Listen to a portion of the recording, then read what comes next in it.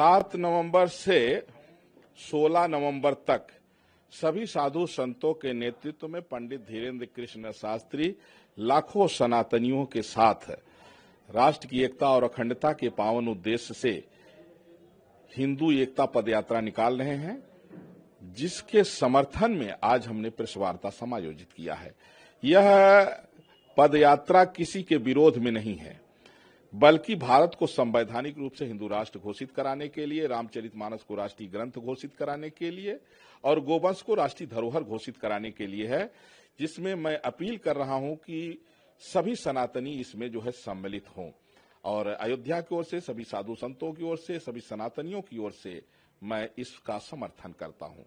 मैं अयोध्या से तपस्वी छावनी पीठाधीश्वर जगत गुरु परमहंस आचार्य, मैं केंद्र सरकार से ये मांग करता हूं कि इस यात्रा का जो उद्देश्य है, ये भारतीय संस्कृति की रक्षा के लिए है, इसको आप पूरा करिए, चाहे जो भी करना पड़े।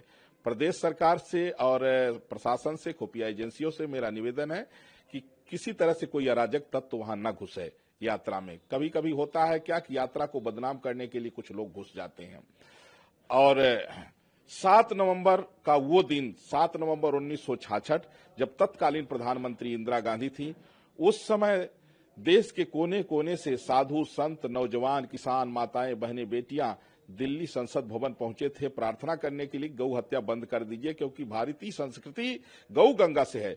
उस समय जो है इंदिरा ने निर्दोषों पर, निहत्थों पर गोलियां चलवा करके भारी संख्या में लोगों को मरवा दिया था।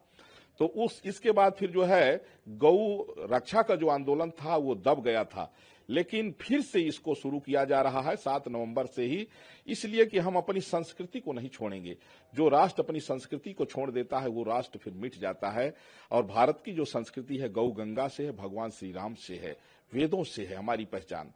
और मैं अपील करूंगा कि जो यात्रा में जा रहे हैं वो किसी तरह से अराजकता न करें, उग्र न हो, किसी तरह से हिंसा न करें, अपशब्द भी न बोलें, किसी के विरोध में न बोलें, क्योंकि हमारी जो पहचान है, हम वसुधैव कुटुंबकम के अनुयायी हैं। संपूर्ण विश्व को अपना परिवार मानते हैं, विश्व कल्याण का उद्घोष करते हैं। कोई सनातनी प्रार्थना करता है तो पूरे विश्व के लिए प्रार्थना करता है कि सबका कल्याण हो, और चींटी को भी बचा के चलता है। इसलिए अपनी मर्यादा, हमारे सनातन की मर्यादा बनी रहनी चाहिए। जो लोग भी उसमें जा रहे हैं उनसे मेरा ये प्रार्थना अपील है, और यह यात्रा सफल होगी। और माननीय प्रधानमंत्री नरेंद्र मोदी जी ने जिस तरह से आर्टिकल 375 को झटके में हटाया है, उसी तरह से भारत को संवैधानिक रूप से हिंदू राष्ट्र भी बनाएंगे, गोवंश को राष्ट्रीय धरोहर घोषित करेंगे, रामचरितमानस को राष्ट्रीय ग्रंथ घोषित करेंगे, और तभी हमारा ये जो 25 नवंबर 2025 को धर्म ध्वजा की स्थापना हो रही है, इसका उद्देश्य पूरा होगा।